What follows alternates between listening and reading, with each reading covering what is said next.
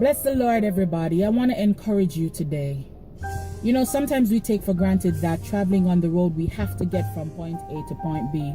We don't think about that, you know, maybe we could meet in an accident or anything like that. But I want to say that we need to give God the praise. We need to give him the glory.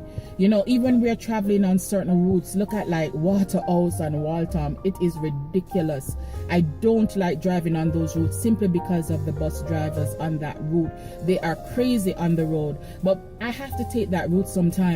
And I want to encourage you to give God the praise through what he is doing in your life, keeping journeying mercies, giving you, you know, safe travel from point A to point B.